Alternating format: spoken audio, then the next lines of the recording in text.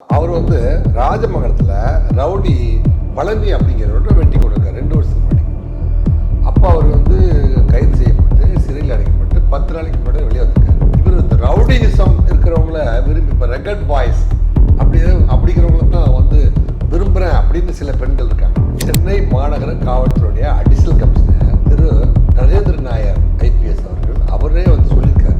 ஹாஸ்பிட்டலுக்குள்ளே உட்காந்து அவன் வந்து மது அருந்திவிட்டு தன்னுடைய பெண் தோழியோடு தூங்கி கொண்டிருக்காங்க. அந்த வெயிட்டிங் ஹாலில் தூங்கிட்டு இருந்த அந்த ஆதியை வந்து வெட்டி கொண்டிருக்காங்க. ஸோ மருத்துவமனை வளாகத்துக்குள்ளே வந்து ஒரு ராஜமங்கலம் குற்றவாளிகள் பழங்குற்றவாளிகள் கத்தியோடு வந்து உள்ள கொலையை நடத்தியிருக்கிறார்கள் அப்படிங்கிறது வந்து மிகப்பெரிய அதிர்ச்சியை உண்டாக்கியிருக்கு.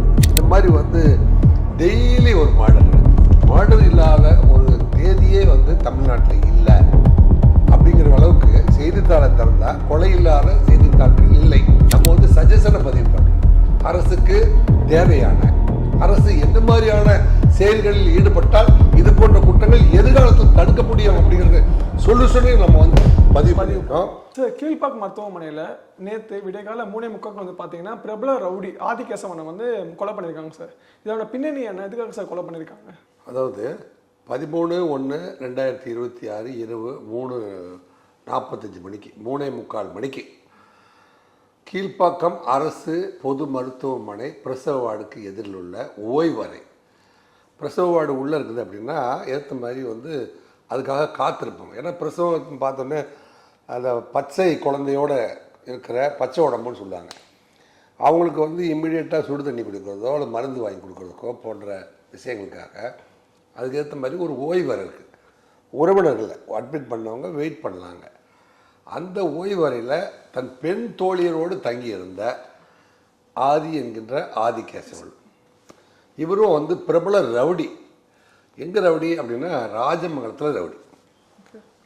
ராஜமங்கலத்தில் 2022 இவர் பழனி என்கின்ற பிரபல ரவுடியை கொலை பண்ணியிருக்காங்க. இவரே ரவுடி 20 வயதிலே வந்து கொலை முயற்சி மற்றும் வந்து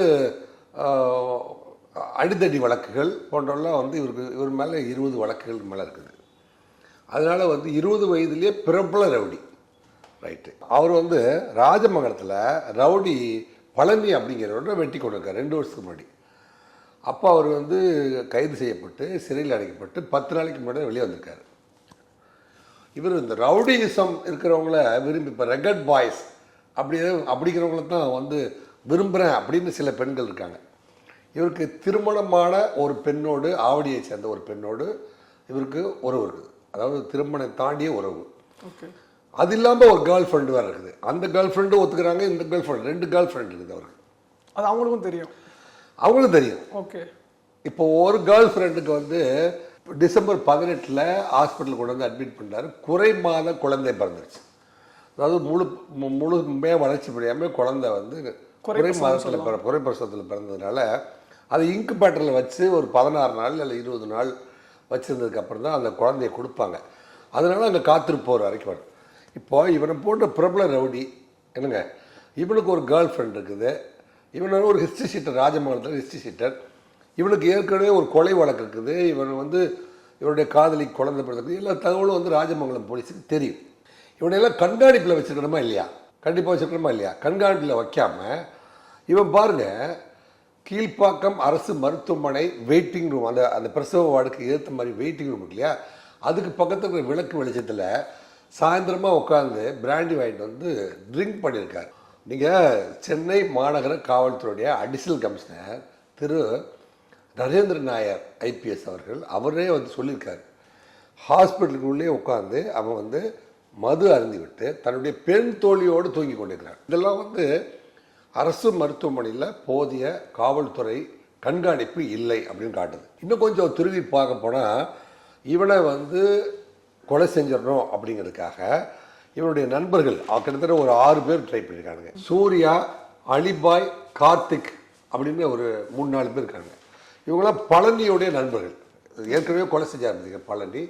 அந்த பழனியுடைய நண்பர்கள் பழனியை கொண்டதுனால பழனியுடைய அசோசியேட்ஸ் இருப்பாங்க இல்லையா, அவனுங்களெல்லாம் வந்து இவர் வந்தால் நம்ம தலைவரை பழனியை போட்டுட்டானே இவனை போட்டுறோம் அப்படின்னு சொல்லிட்டு இவனுக்கு வந்து ஒரு டீம் ஆஃப் பீப்புள் வந்து வெயிட் பண்ணியிருக்காங்க. இப்போ ராத்திரி 3:30 மணிக்கு இந்த மர்டர் நடந்திருக்கு. 3:45 நடக்குதுன்னா 11 மணிக்கு 12 மணிக்கெல்லாம் வந்திருக்கானு. வந்து மெயின் கேட்டில் வந்து உள்ளே போகிறதுக்கு முயற்சி பண்ணும்போது 6 பேர் கொண்ட ஒரு குழு ஆயுதங்களோடு வந்து உள்ளே வைப்பாங்க. 11 மணிக்கு 12 மணிக்கெல்லாம் அவனை திருப்பி அனுப்பிட்டாங்க. திருப்பி அனுப்பின குரூப் மறுபடியும் வருதா வரலையா அப்படிங்கிறத கண்காணிக்கிறோமா இல்லையா? ஸோ அந்த கண்காணிப்பு குறைபாடு ஏற்பட்ட சமயத்தில் அசந்து போன நேரத்தில் 3 பேர் கொண்ட குழு வந்து மர்டர் குரூப் வந்து உள்ளே வந்து போந்து அந்த வெயிட்டிங் ஹாலில் தூங்கிட்டு இருந்த அந்த ஆதியை வந்து வெட்டி கொண்டு இருக்காங்க. ஸோ மருத்துவமனை வளாகத்துக்குள்ளே வந்து ஒரு ராஜமங்கலம் குற்றவாளிகள் பழங்குற்றவாளிகள் கத்தியோடு வந்து உள்ள கொலையை நடத்தியிருக்கிறார்கள் அப்படிங்கிறது வந்து மிகப்பெரிய அதிர்ச்சி உள்ளாக்கியிருக்கிறது. இதில் வந்து தமிழ்நாட்டை சேர்ந்த முன்னாள் முதல்வர் திரு பழனிசாமி அவர்கள் மற்றும் வந்து சீமான்லாம் சட்டம் ஒழுங்கு முழுமையாக வந்து அடிப்படையாக வந்து தமிழ்நாட்டில் அடிப்படையாக வந்து பாதுகாக்க வேண்டியது சட்டம் ஒழுங்கு. சட்டம் ஒழுங்கை பாதுகாக்க வேண்டிய அரசு தன் கடமையிலிருந்து தவறிடுச்சு அப்படிங்கிறார். எனக்கு பொய் சொல்ல அசிங்கமாக இல்லையா அப்படின்னு அண்ணாமலை கேட்குறாரு. பொய் சொல்ல அசிங்கமாக இல்லையா? இந்த மாதிரி வந்து டெய்லி ஒரு மர்டர் நடக்குது. மர்டர் இல்லாத ஒரு தேதியே வந்து தமிழ்நாட்டில் இல்லை அப்படிங்கிற அளவுக்கு செய்தித்தாளை திறந்தால் கொலை இல்லாத செய்தித்தாட்கள் இல்லை அப்படிங்கிற ஒரு நிலையத்தான் வந்து நீங்கள் எட்டியிருக்கீங்க. ஸோ காவல்துறையை நிர்வகிக்கிற இடத்துல இருந்து நீங்கள் வந்து அரசு தோல்வி விட்டுருக்கிறது அப்படின்னு அண்ணாமலை குற்றச்சாட்டுறது. அப்போ திரு பழனிசாமி சொல்கிறார், அரசாங்கத்தை நம்பி நீங்கள் பயனே இல்லை இந்த அரசாங்கம் இருக்கிற வரைக்கும், நீங்கள்லாம் வந்து தயவு செஞ்சு உங்களை நீங்களே காப்பாற்றிங்க அப்படின்னு மிஸ்டர் பழனிசாமி சொல்கிறார். ஸோ சென்னையை பொறுத்த வரைக்கும் ஏற்கனவே ஸ்டான்லி மருத்துவமனையில் சுப்பையா அப்படிங்கிறவரை வந்து மர்டர் பண்ணியிருக்காங்க. போன மாதத்தில் ராஜீவ்காந்தி மருத்துவமனையில் ஒரு அட்டெம்ப்ட் மர்டர் அப்படின்னு நடந்திருக்குது. இது மாதிரி வந்து மருத்துவமனைக்குள்ளே போய் அரசு அப்போ அரசு இயந்திரம்னா மருத்துவமனையில் பார்த்திங்கன்னா ஒரு 200 டாக்டரு 300 நர்ஸு ஆயிரக்கணக்கான பேஷண்ட்ஸு இத்தனை பேர் இருக்கிற இடத்துல ஏற்கனவே வந்து மருத்துவமனையில் ஒரு ஓபி போலீஸ் ஸ்டேஷன் அப்படின்னு ஒன்று இருக்குது. அங்கே வந்து கண்காணிப்பு கேமராக்கெல்லாம் இருக்குது. இதை கண்காணிக்கிறதுக்கான மெஷினரியை வந்து 24 ஹவர்ஸ் வாட்ச் பண்ண வேண்டியது அந்த ஆர்எம்ஓன்னு ஒரு ரெசிடென்சியல் மெடிக்கல் ஆஃபீஸர் அப்படின்னு ஒருத்தர் இருக்கார். இந்த ஆர்எம்ஓக்கள் வந்து மருத்துவர்களை மட்டும் கண்காணிக்கிறது அல்ல, மருத்துவமனைக்குள்ள இருக்கிற பேஷண்ட் எல்லாருமே வந்து பாதுகாப்பாக இருக்கிறாங்களா அப்படிங்கிறதையும் ஆர்எம்ஓக்கள் வந்து கவனிக்கணும். அதனால தான் இவங்க வந்து அரசு இயந்திரம் வந்து பழுதடைந்து விட்டது அப்படின்னு சொல்ல வேண்டிய ஒரு சூழ்நிலையும் அது பேசு பொருளாக மாறுவதற்கான சூழ்நிலையும். இப்போ மக்கள் பள்ளிக்கூடத்துக்குள்ளே போகும்போதும் கோயில்கள் மருத்துவமனைகள் நீதிமன்றங்கள் சிறைச்சாலைகள் இந்த மாதிரி இடத்துக்கு போகிற பொழுது அப்போ வந்து பொதுமக்கள் யாரை நம்பி போகிறாங்க? அரசு போதிய பாதுகாப்பு ஏற்பாடு செய்திருக்கிறது அப்படிங்கிறத நம்பி தானே போகிறாங்க. அதே மாதிரி அரசு மருத்துவமனைக்கெல்லாம் போகும்போது அவங்க சேஃப்டி இல்லைன்னு நினைக்கவே மாட்டாங்க. ஏன்னா இது வந்து ட்ரீட்மெண்ட் எடுக்க வந்த இடம், இங்கெல்லாம் நடக்குமா? இந்த அரசு இல்லை, எந்த அரசாக இருந்தாலும் சரி இந்த மருத்துவமனைகளிலும் நீதிமன்றங்களிலும் பள்ளிக்கூடங்களிலும் கோயில்களிலும் மற்றும் சிறைச்சாலைக்குள்ளே போய் வந்து மர்டர் பண்ணிட்டாரு அப்படிங்கிறது எல்லாமே வந்து இந்த அரசாங்கங்கள் இந்த கடந்த 5 ஆண்டுகளில் நடந்து முடிஞ்சிருச்சு. இது வந்து சட்டம் ஒழுங்கு இந்த நாட்டில் ஒரு கேள்விக்குறியாக்கப்பட்டிருக்கிறதே அப்படின்னு அரசியல்வாதிகள் அத்தனை பேருமே அரசியல் தலைவர்கள் மாநில கட்சியினுடைய தலைவர்கள் பொறுப்பாளர்கள் அத்தனை பேருமே வந்து அரசை நோக்கி கேள்வி கேட்கிற ஒரு சூழ்நிலையை உருவாக்கியிருக்குது என்று சொன்னால் அது மிகையாகாது. எனக்கு தெரிஞ்சு சென்னை மாநகர காவல் ஆணையர் திரு அருண் அவர்கள் லோக்கல் ரவுடிஸை கண்காணிக்கிறதுல வந்து ஒரு தனி முத்திரையை பதித்திருக்கிறார் என்று சொன்னால் அது மிகையாகாது. அப்படி இருக்கும் பொழுது இந்த மாதிரி அரசு மருத்துவமனைகளில் வந்து நோயாளிகளாக இருக்கிறவர்களுக்கு தக்க பாதுகாப்பு வழங்குறதுக்கும் அதே சமயத்தில் பணி செய்கின்ற அரசு மருத்துவமனையில் பணி செய்கின்ற காவலர்கள் மற்றும் பெண் காவலர்கள் அது வந்து ஒரு ஆய்வாளர் வந்து ப்ராப்பராக சூப்பர்வைஸ் பண்ணுறாரா, அவருக்கு யார்கிட்ட போய் ரிப்போர்ட் பண்ணுறாரு அப்படிங்கிறத கண்காணிக்கிறோம். அதை வந்து ஜாயிண்ட் ரெஸ்பான்சிபிலிட்டி ஆர்எம்ஓ அந்த ரெசிடென்சியல் மெடிக்கல் ஆஃபீஸரும் அந்த இன்ஸ்பெக்டரும் வந்து தொடர்பில் இருக்கணும். அதே சமயத்தில் சில பேர் பார்த்திங்கன்னா இப்போ இவனே இந்த ஆதிகேசவன் என்ன செஞ்சுருக்கான், தன்னுடைய குழந்தை இறந்துருச்சு அப்படின்னு தெரிஞ்ச உடனே அங்கே இருக்கிற மருத்துவர்களெலாம் சண்டைக்கு போயிருக்காங்க ஒரு கூட்டமே. ஸோ அந்த கூட்டத்தை வந்து மருத்துவர்கள்லாம் சேர்ந்து காவல்துறையெலாம் சேர்ந்து சமாதானப்படுத்தியிருக்கு. அப்போ ஒரு ரவுடியோடைய மனைவி இங்கே பிரசவத்துக்கு வந்திருக்காங்க, அது இறந்துருக்குது, அவன் வந்து இங்கே வந்து தங்குறான், இல்லைங்க இங்கே தங்குறான் பாதுகாப்பில் இருக்கிறான் அப்படிங்கிற அளவுக்கு வந்து எல்லா விஷயமே தெரிஞ்சிருந்தும் அங்கே வந்து ஒரு கொலை நடந்திருக்கு அப்படின்னா இது வந்து காவல்துறையுடைய கவனக்குறைவு இருந்திருக்குது. அங்கே இருக்கிற ஆரம்பம் வந்து அதை கண்டுக்காமல் இருந்திருக்கிறாரு அல்லது கவனிக்க தவறி இருக்கிறாரு அப்படிங்கிறத நம்ம எடுக்க வேண்டியிருக்குது. கொலையே நடக்கக்கூடாது. அதுக்கு மேலே நம்ம பார்க்க போனால் இந்த மாதிரி இடங்கள்ல ரயில் நிலையங்கள் இல்லைங்க பஸ் நிலையங்கள் இதெல்லாம் வந்து பாதுகாப்பான ஜோனா வந்து கருதப்படுகிற அளவுக்கு அப்புறம் தமிழ்நாடு ஒரு அமைதி பூங்கா அப்படின்னு சொல்ற அளவுக்கு நம்ம வந்து இந்திய நாட்டில் ஒரு பெயர் எடுத்திருக்கிறோம். அந்த பெயருக்கு களங்கம் ஏற்படும் போது தான் சமூக ஊடகங்கள் இருக்கிற நம்மளை போன்றவர்களும் அரசியல்வாதிகளும் அரசியல் தலைவர்களும் இதுக்கு அரசை நோக்கி விமர்சனத்தை வந்து பதிவு செய்ய வேண்டிய அவசியத்தை ஏற்படுத்தி இருக்கிறது அப்படிங்கிறது நம்ம பதிவு செய்கிறோம். எனவே ஸ்டான்லி மருத்துவமனை, ராஜீவ்காந்தி மருத்துவமனை, கீழ்ப்பாக்கம் மருத்துவமனை மற்றும் வந்து தாம்பரத்தில் புதிதாக ஏற்படுத்தப்பட்ட மருத்துவமனை, கிண்டியில் ஏற்படுத்தப்பட்ட எல்லா மருத்துவமனையிலும் இப்போ நம்ம வந்து சொல்யூஷன் என்ன சொல்கிறோன்னா கண்டிப்பாக வந்து இந்த மருத்துவமனைகளை மட்டுமே கண்காணிப்பதற்காக தனியாக ஒரு அசிஸ்டன்ட் கமிஷனரை போட்டு இப்போ கூட வந்து நம்ம ஹெல்த் மினிஸ்டர் மா சுப்பிரமணியம் சொன்னார், இந்தியாவுடைய மருத்துவ நகரமாக தமிழ்நாடு மாறிக்கொண்டிருக்கிறது. இன்றைக்கி வந்து 15,000 பேருக்கு மேலே வெளி மாநிலங்களில் வெளிநாடுகளிலிருந்து நம்ம நாட்டுக்கு வந்து தமிழ்நாட்டுக்கு வந்து ட்ரீட்மெண்ட் எடுக்க வந்துட்டு சேஃபான இடம், அதே மாதிரி ட்ரீட்மெண்ட் நல்லா இருக்குதுன்னு சொல்லிட்டு போகிறாங்க. அப்படின்னா எதிர்காலத்தில் நம்ம வந்து சாராய வைக்கிறத விட்டுட்டு டாக்டர்கள்லாம் வந்து பெருமைமிக்க டாக்டர்களாக இங்கே வந்து நல்ல ட்ரீட்மெண்ட் கிடைக்குங்கிற ஒரு சூழ்நிலையை உருவாக்கினா உலக நாடுகள் அத்தனையுமே வந்து இந்தியாவில் இருக்கிற தமிழ்நாட்டுக்கு போய் இங்கே இருக்கிற மருத்துவமனைகளில் நம்ம வந்து ட்ரீட்மெண்ட் எடுத்துக்கலாம் அப்படிங்கிற போது மிகப்பெரிய அந்நிய செலாவணியை ஈட்டுற அளவுக்கு வந்து மருத்துவமனைகளை மேம்படுத்த முடியும். அப்படி ஒரு செக்டார் தான் இந்த மருத்துவமனை. எனவே மருத்துவமனையினுடைய பாதுகாப்புக்காக கண்டிப்பாக வந்து எல்லா ஹாஸ்பிட்டல்லையும் வந்து ஒரு இன்ஸ்பெக்டர் மேன்டாக போடணும். இன்ஸ்பெக்டர் மேன்டு ஹாஸ்பிட்டலில், ஏன்னா ஜிஹெச்லாம் சாதாரண இல்லை, ஒரு நாளைக்கு வந்து கிட்டத்தட்ட 25,000 பேர் வரவும் போகவும் இருக்காங்க. அந்த மாதிரி இடத்துலலாம் கண்டிப்பாக இன்ஸ்பெக்டர் மேன்டாக போடணும். 3 ஷிஃப்ட்டுக்குமே வந்து போலீஸை போடணும். 3 ஷிஃப்ட்டுக்குமே போலீஸ் போடணும். எதெல்லாம் வல்னரபிள் பிளேஸ் அப்படிங்கிறத வந்து டெய்லி கண்காணித்து அதுக்கும் அவருக்கும் அங்கே வந்து ரெசிடென்சியல் மெடிக்கல் ஆஃபீஸருக்கும் வந்து ஒரு மிகப்பெரிய லைசன் இருக்கணும். இது எல்லா லைசனும் ஒழுங்காக வந்துட்டு இருக்குதா அப்படிங்கிறத கண்காணிக்கிறதுக்கு ஒரு அசிஸ்டன்ட் கமிஷனர், ஒரு டெப்டி கமிஷனர் லெவலில் ரெஸ்பான்சிபிலிட்டி கனெக்ட் பண்ணால் தான் மேனேஜ்மெண்ட். இப்போ மற்றவங்களாம் வந்து செய்தித்தாள்களில் வந்து அவங்கவுங்க வந்து அவங்களுடைய கருத்தை மட்டும் பதிவு செஞ்சாங்க. நம்ம வந்து சஜஷனை பதிவு பண்ணுறோம். அரசுக்கு தேவையான அரசு என்ன மாதிரியான செயல்களில் ஈடுபட்டால் இது போன்ற குற்றங்கள் எதிர்காலத்தில் தடுக்க முடியும் அப்படிங்கிறது சொல்யூஷனையும் நம்ம வந்து பதிவு பண்ணியிருக்கோம். அது மாதிரி இதெல்லாம் வந்து கண்டிப்பாக வந்து ஹெல்த் மினிஸ்டர் திரு மா சுப்பிரமணியம் அவர்கள் சும்மா கடந்து போகாமல் ஹெல்த் மினிஸ்டர் மா சுப்பிரமணியம் அவர்கள் உடனடியாக வந்து திரு அருண் ஐபிஎஸ் அவர்களை போய் பார்த்து உங்கள் ஆரம்பமுக்கும் இந்த அங்கே இருக்கிற அடிஷ்னல் கமிஷனருக்கும் ஒரு ஜாயின்ட் கமிட்டி மீட்டிங் ஒன்று போட்டு இந்த மாதிரியான பிரச்சனைகள்லாம் வந்து அதே மாதிரி பார்த்திங்கன்னா நீண்ட நெடுங்காலமாக நான் தான் வந்து காலாவதியான மருந்துகளை கண்டுபிடிச்ச முதல் அதிகாரி தமிழ்நாட்டிலே வந்து காலாவதியான மருந்துகள் கண்டுபிடிச்ச அதில் வந்து நான் பெரும்பான்மையாக நான் கண்டுபிடிச்சது என்னென்னா அரசு மருத்துவமனையில் விநியோகம் செய்கிற மாத்திரைகள்லாம் வந்து கள்ளச்சந்தையில் விற்கப்படுகிறது அப்படிங்கிற தகவலை நான் கண்டுபிடிச்சதே நான் தான்.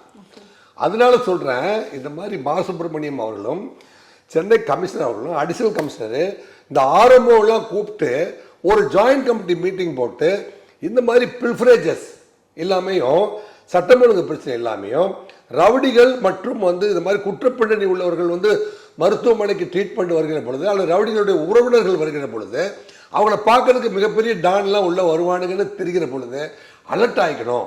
ஏனென்றால் சென்னை மாநகரங்கள் வந்து இந்தியாவிலே வந்து பெருமை மிக்க ஒரு மாநகரம் அப்படின்னு நம்ம வந்து பேர் வாங்கிட்டு இருக்கோம்.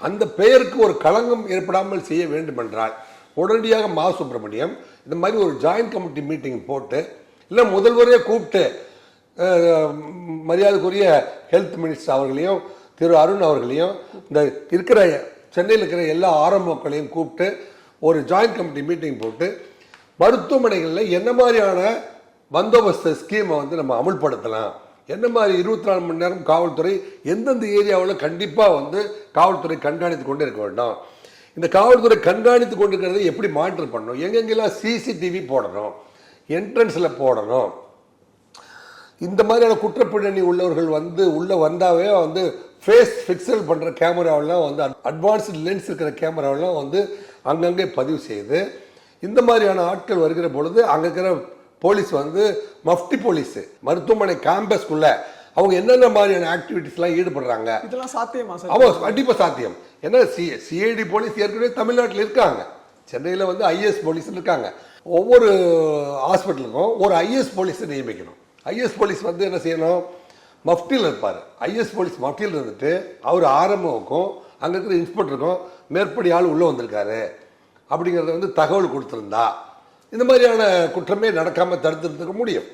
ஸோ அப்படியெல்லாம் செஞ்சால் எதிர்கால தமிழகத்தில் காவல்துறை பெருமைமிகு சென்னை மாநகர காவல்துறையினுடைய பெயருக்கு களங்கம் ஏற்படாமல் பார்த்துக்கொள்வதற்கு இதெல்லாம் சிறந்த வழிகள் என்று சஜஷனை இதெல்லாம் தெரிவிச்சுட்டு இந்த மாதிரியான வேல்யூபிள் சஜஷனை அரசுக்கும் சுகாதாரத்துறை அமைச்சருக்கும் காவல்துறை அதிகாரிகளுக்கும் தெரிவிப்பதற்கான ஒரு வாய்ப்பை ஏற்படுத்தி கொடுத்தமைக்காக நன்றியை தெரிவித்துக் கொள்கிறேன். ஸோ லாஸ்ட் கொஸ்டின் சார், நீங்கள் சொல்லியிருந்தீங்க ராஜமங்கலம்க்கு ஆளுங்க தான் வந்து ஒரு மேட்டர் பண்ணியிருப்பாங்க அப்படின்னு சொல்லியிருந்தீங்க. ஆனால் இன்னொரு பக்கம் வந்து பார்த்தீங்கன்னா அவங்க களத்தொடர்பு வச்சிருக்காங்களா சார்? களத்தொடர்பு வச்சதுனால அந்த குடும்ப ஃபேமிலி மெம்பர்ஸும் எப்படி வெட்டியிருக்கலான்னு ஒரு கூற்று இருக்கு சார். இது நல்ல கேள்வி. திருமணத்துக்கு மீறிய ஒரு உறவில் இருக்காரு. அந்த பெண்கள் 2 பெண்களுக்கு வேண்டியவர்கள் ஒருத்தர் சூர்யாவா அல்லது பழனியை கொலை செய்ததற்காக வந்த எதிரியா அப்படின்னு காவல்துறை இப்ப விசாரிச்சுட்டு இருக்காங்க. இதுல வந்து இதை வந்து காவல்துறை தான் சொல்லும். இல்ல அவர் வைத்திருந்த அவருடைய பெண் தோழிகளுக்கு நண்பர்களா இருக்கிற சூர்யாவும் அந்த கூட்டத்தாரும் அப்படின்னு சொல்லணும். அப்படி இல்லைன்னா ஏற்கனவே வந்து பழனியை கொலை செய்ததற்காக அவருடைய நண்பர்கள் செய்த கொலையா அப்படிங்கிறது தான் வந்து இப்போ கொண்டு 6 பேர் கொண்ட ஒரு குரூப்பை வந்து அரெஸ்ட் பண்ணியிருக்காங்க. அவங்க வந்து 6 பேரை விசாரிச்சிருக்காங்க. 3 பேர்த்த கைது பண்ணியிருக்காங்க. இவங்ககிட்ட தீவிரமாக விசாரணை பண்ணியிருக்காங்க. அது இல்லாமல் அன்று இரவு பாதுகாப்பு பணியில் இருந்த பெண் காவலர் 3 மற்றும் 2 காவலர்களை வந்து உடனடியாக வந்து கமிஷனர் அருண் அவர்கள் வந்து சஸ்பெண்ட் பண்ணியிருக்காரு. தற்காலிக பணி நீக்கம் செய்திருக்காரு. ஸோ இப்போ வந்து மற்ற மருத்துவமனையில் இருக்கிற எல்லா காவலர்களும் வந்து விழிப்போடு செயல்படணுங்கிறது அவங்கள பனிஷ் பண்ணுறது நோக்கம் இல்லை. இந்த மாதிரியான உயிர்காப்பு மருத்துவமனையில் பணியில் இருக்கிற போது நீங்கள் எவ்வளோ கேர்ஃபுல்லாக இருக்கணும் அப்படிங்கிறதுக்காக வந்து காவல்துறையை பொறுத்தவரை காவல்துறை உடனடியாக விழித்து கொண்டது. உடனே வந்து அந்த பாடியை எடுத்துக்கொண்டு போயிட்டு போஸ்ட்மார்ட்டத்துக்கு ஏற்பாடு பண்ணியிருக்காங்க. பிணவரையில் கொண்டு போய் சேர்த்து பாடியை போஸ்ட் பண்ணியிருக்காங்க. எதிரிகளை கைது செய்திருக்காங்க. காவல்துறை அலர்ட் பண்ணிட்டாங்க. இனிமே வந்து 3 ஷிஃப்ட் போடப்படும் அப்படின்னு அருண் அவர்கள் வந்து உறுதி அளிச்சிருக்காரு. இது எப்படி சூப்பர்வைஸ் பண்ணணும் அப்படிங்கிற சஜஷனை நம்ம சொல்லியிருக்கோம்.